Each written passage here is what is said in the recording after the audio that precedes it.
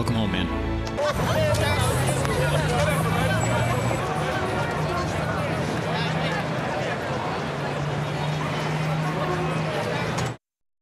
Welcome to Salute to Service, a show not just about our veterans here in Medina County, but also a show that highlights the contributions and achievements that they continue to make here. Today's show is going to be a little bit different. We're going to take you inside and you're going to meet a couple of my friends who got some hobbies that highlight not just veterans, but also education of our youth here in Medina County about what veterans continue to do. So we're going to talk a little bit about their service, and then we're going to talk a little bit about their hobbies.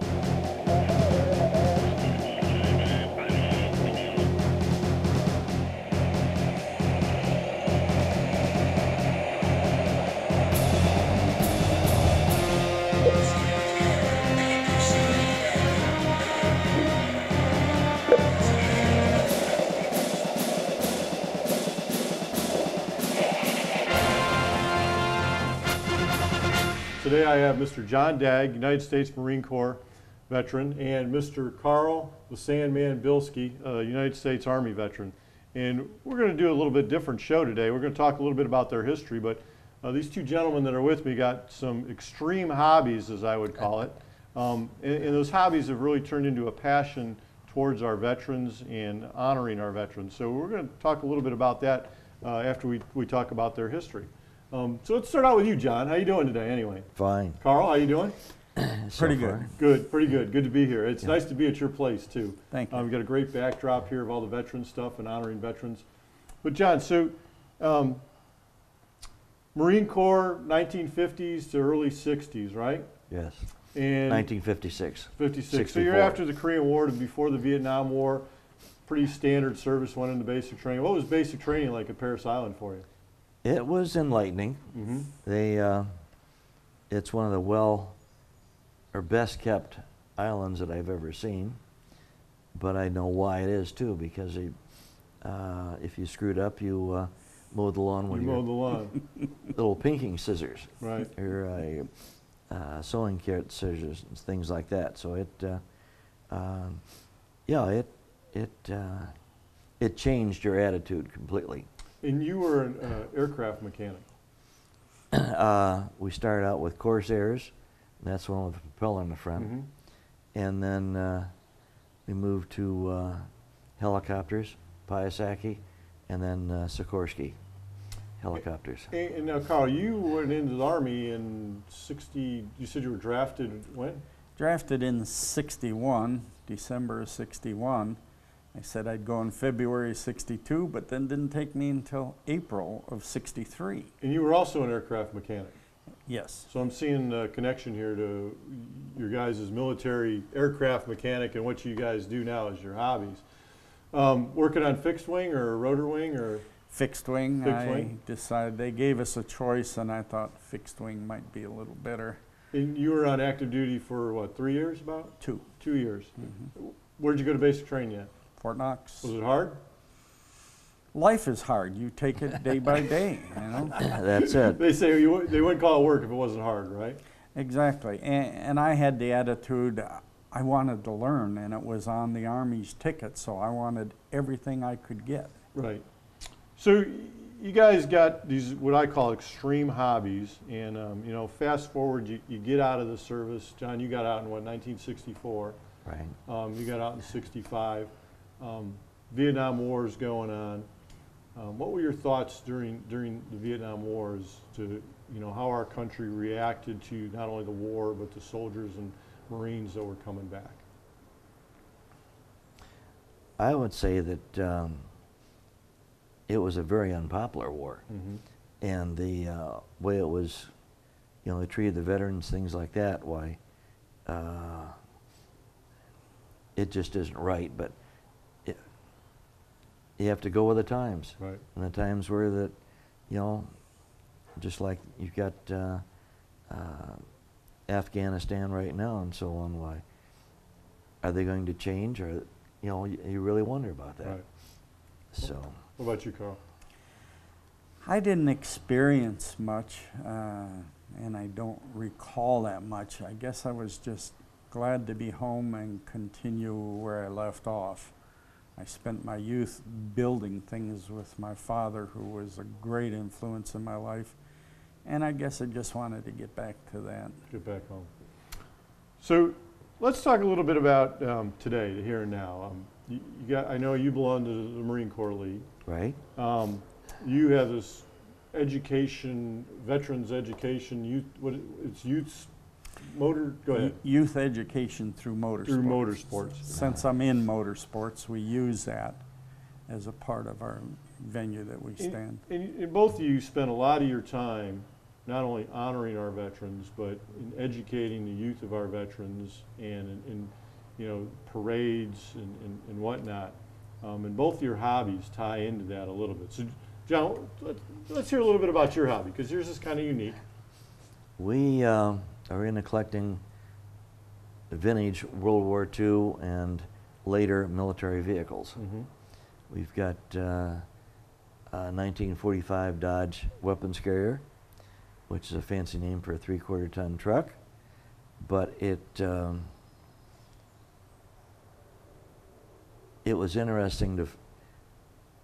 I was looking for an M37, which had the roll-up windows and things like that, and I talked to a gentleman that brought these military vehicles back from Norway, and this was made in 1945 in Detroit, shipped over World War II, wound up in Norway, and then after the Russian crisis ceased, they decided to run these down the auction block and sell them off, and so we wound up buying that, you know, vehicle from Manny Rogers out of Boston, and then we went over to you know, kept looking for different items and so forth. I've got a 3/4 ton trailer, 2-wheel trailer, a 1950 M38 Jeep, which is the last version of the flat-hooded Jeep, and then also we have a mule that they used in Vietnam. And you got a lot of like little toys and trinkets too, you know, canteens and shovels and stuff. I know we're always for collecting reenactments and stuff. Right. Well, not only for reenactments, but show and tell and things like Right. that. So it's always interesting to see what the price is when you bought it versus how much it is now. I mean, it is really. And what it was paid for back then. There Yes. You go, Yeah. Inflation is something else too. And the government always went to the lowest bidder back then, so it was probably much cheaper. Now, Carl, yours is kind of a different twist here. You have this whole motorsports thing going on, and we're going to walk around and look at some of these trucks you got here. But how have you used that as far as letting people know about veterans and what our service members do? Well, in my young age and being thoroughly interested in building, designing and building, getting out of the service, of course, in there I was an aircraft mechanic and had my own little weld shop, and they kind of left me alone, and other than their private projects that they brought in. Right. I got into motorsports kind of early and realized that quitting school really wasn't the answer. Maybe it was for me at that time, Right. but it's a different world today. And so I use this corner honoring all veterans of all wars and my motorsports to influence young people that there's a great bit of information in school that since you're going to be there, don't waste it. Who doesn't go to a buffet and not eat? Correct. You got to be Good there. analogy. Grab something. I try to tell people, young kids, to learn something new every day and do something for someone else every day. And at the end of a term, however long that is, the rewards are unbelievable. And you're big on, I know you got a couple trucks here specifically dedicated to our veterans. Yes. And we're gonna show you those in a little bit. Let me ask you something. Why? And I know both of you gentlemen personally, and I know you both have a passion for veterans and for this country. Why do you think it's important for the, you know, not only for us to have that patriotism, but for us to pass that on to our youth? As for me, it seems like this time and date, people are releasing what America is about. And somehow we've got to instill that, and I believe the youth is where it should go. I had a group through here one day, and this one kid, as some are, were very smart mouth and cocky, Right. and Like we were. well, I don't think I ever was. I was Yeah. a country boy in Yeah. Brunswick, and that's all I knew, which going to the service was very eye-awakening to Right. me, because when we got off that bus and that little 98-pound black sergeant said, line up here, and I want you to know if any of you think you can take me, now's your time. And I thought, oh, what's that about? But I didn't understand people from big cities Right. and that got into trouble and were fighting. And so it was a whole different world to me in Brunswick. There you go. John, why do you think it's important? I think for the simple reason, being patriotic, that's not a bad word. And the chance to, serve the country one way or the other. They used to have the Peace Corps, though you don't see much about that anymore. But it's not going to hurt anybody to have a military background of some sort. Right. Like Carl was saying, the education that you can get and all this other stuff besides, but when you go to a football game or any type of game and they start singing the Star Spangled Banner and people won't even stand up or even a parade when the flag goes by, that's sad. Growing up early 40s and 50s, you had to be patriotic. I mean, it was understood that that's what you would do. I just to add to that, I was a snotty-nosed kid from the city growing up, but I was brought up with a lot of respect for not just the military but our country. I had 4 uncles that served in World War II, and then I had the people that lived next door to me as a kid, 3 daughters, all married Vietnam soldiers. And I remember they had the 3 stars in their windows, and so I remember they came home on leave in their uniform, and it was like I was like 5 years old. I was in awe. And I remember some comments by some World War II veterans about the Vietnam veterans, and I never understood it until years later on what was going on, because I had that great respect for my uncles who fought in World War II, Sure. and I had that great respect for those guys who were in Vietnam. And as a 5-year-old, I didn't understand the politics. I just knew they were in uniform and they were the guys to look up to. Sure. And it goes back to that time and place in our country during the Vietnam War, which I hope we never revisit a time like that. Well, I'll tell you what, we're going to take a break now, and we're going to walk around and look at some of these toys that you got. And I know we got one of your Army trucks out back, Okay. and we got some of your motorsports things here in the garage, and we're going to walk around. Maybe you can tell us a little bit about them, okay? Absolutely. We'll be right back after this.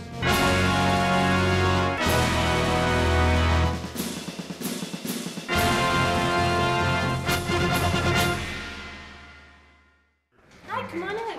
Are you all right? I'm fine.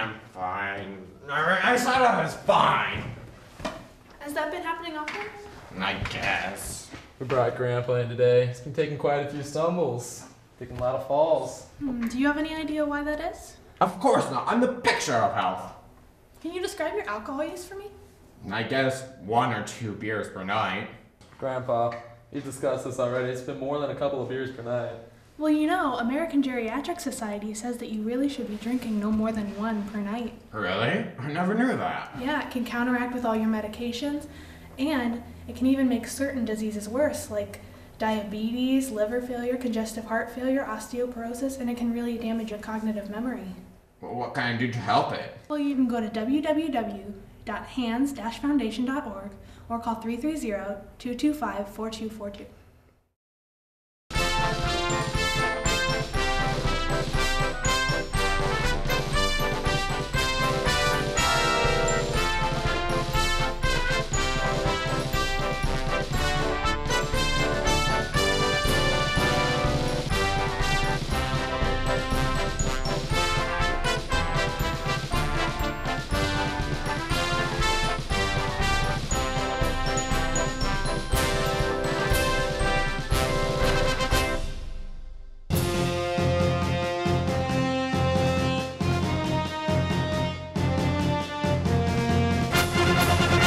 Carl, so you got some things here on the wall. What's this all about right here?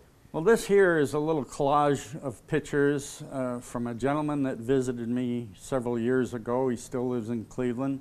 His name's Thomas Austin, and he was one of the original Tuskegee Airmen, which I was very honored to have him here.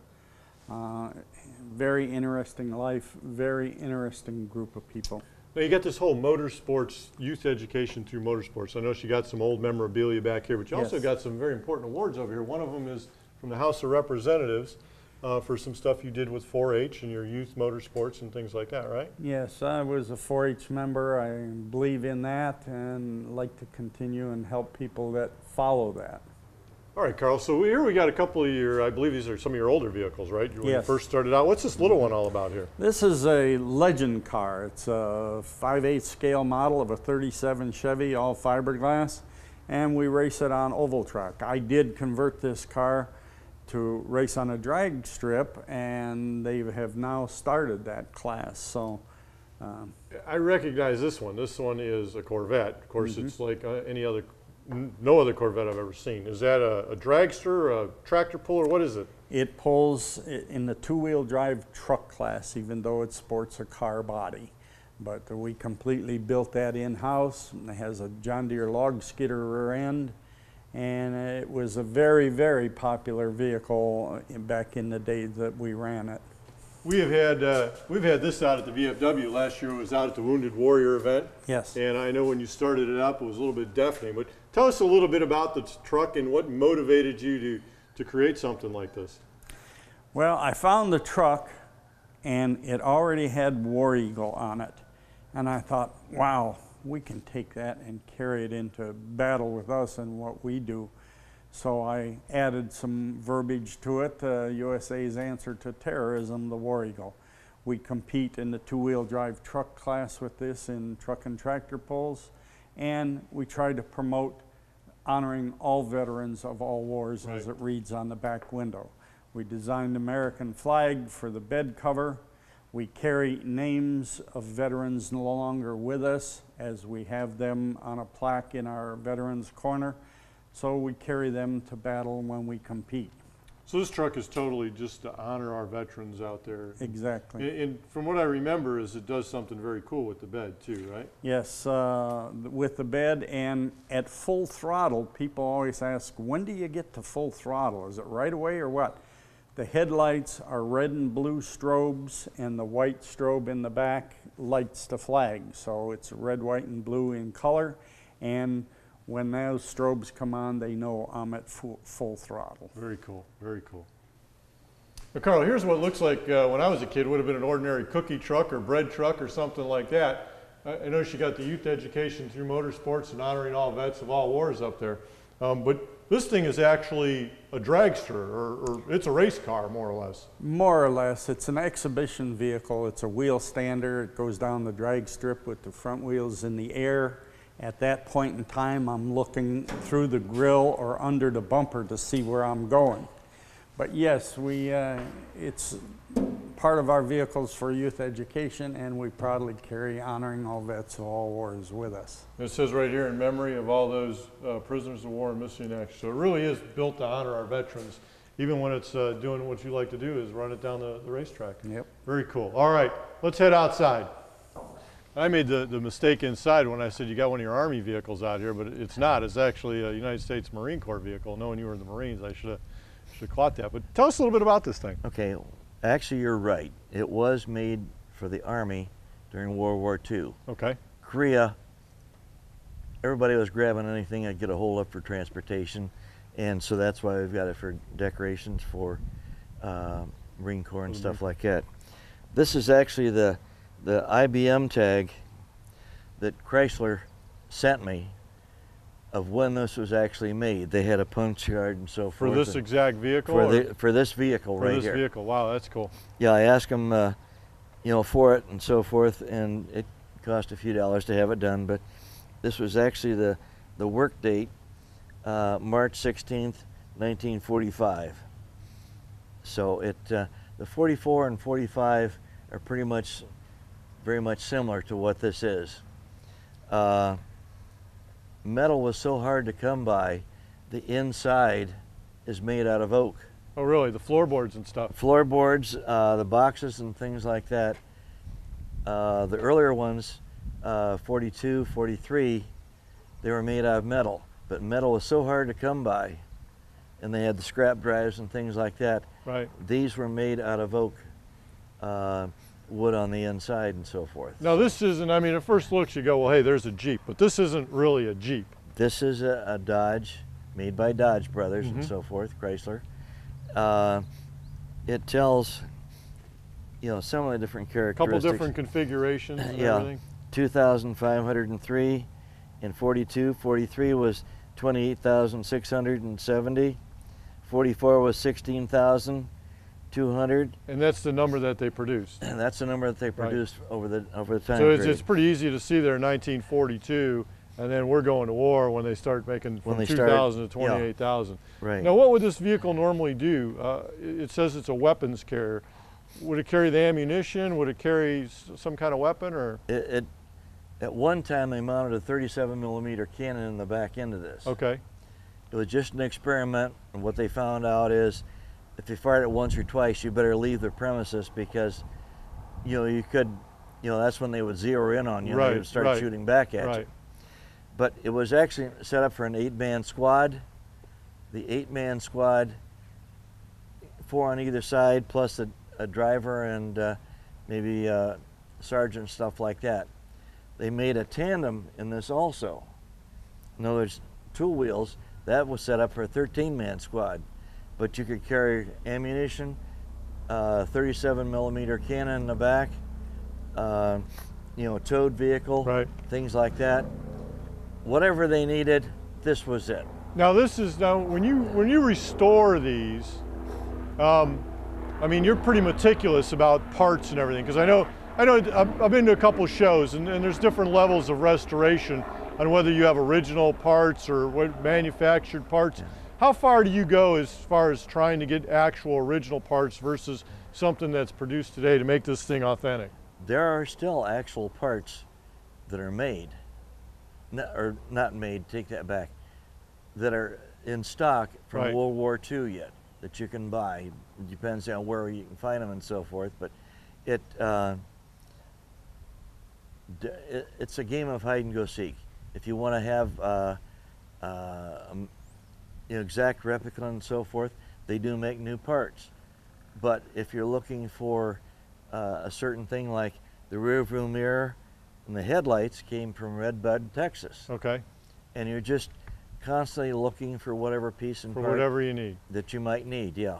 Now we know Carl. He uses his trucks and to the youth education, honor our veterans. Now, how do you use? I mean, and you got a couple more vehicles than this and a lot of other stuff. But how do you use these mainly to educate people and to promote, you know, patriotism in our veterans? Well, you try and restore it to about as original as you possibly can. That's one thing. Belong to several different clubs. There's an international club we belong to. It's Military Vehicle Preservation Association, and they help you try and find different parts and pieces. If you've got a question on a certain vehicle, somebody that's really into it Right. would be able to find, you know, give you an answer on this, that, or whatever, and so on. But they have clubs all over.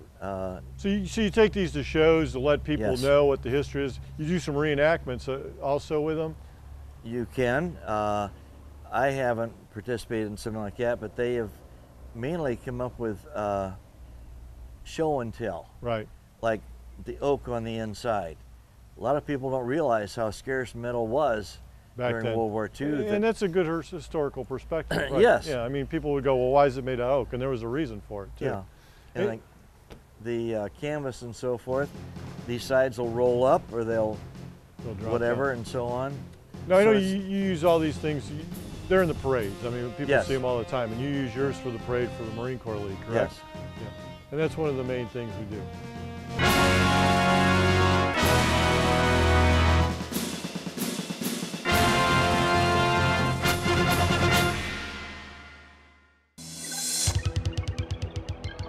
Hi, I'm JoJo Bush, and did you know we all need a little help from our friends to succeed? especially when it comes to living a healthy life. Be healthy. Be a good friend. Help your friends be tobacco-free too.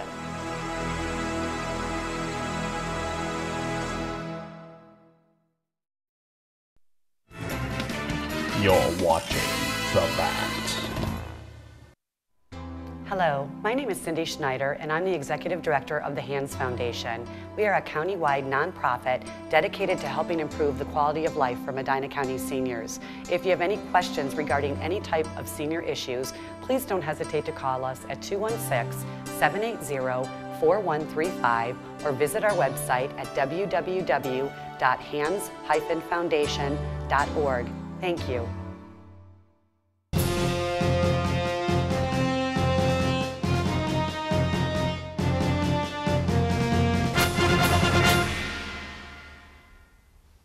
And the last vehicle we're here with is a 1953 Power Wagon from the Korean War. And this is actually owned by the Disabled American Veterans out of Medina County. And I know John has helped me with some of the history of the vehicle, and Carl's helped me work on it a little bit. But we just want to thank you for coming by and watching Salute to Service today. Carl, I want to thank you for showing us around your shop. John, I want to thank you for bringing out one of your Marine Corps / Army Jeeps. Yes. And I want to thank all our viewers who are out there for watching another show of Salute to Service. Thank you.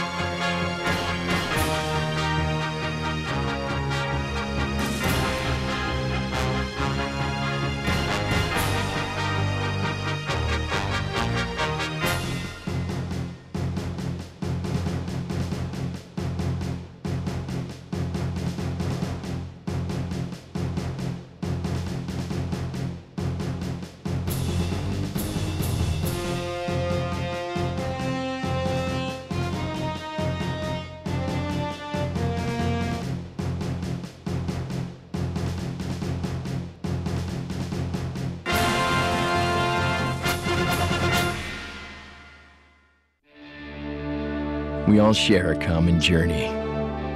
We wanted to serve our country, stand for something bigger than ourselves, and protect the things we love. Although we were ready to face any mission, help those in need, and make a difference, for some of us, coming home was more of a challenge than we expected.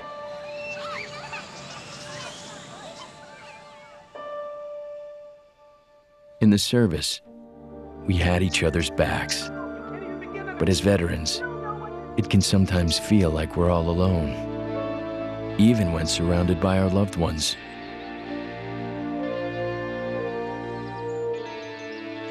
At the Veterans Crisis Line, we understand what you're going through, and we can help. It's your call.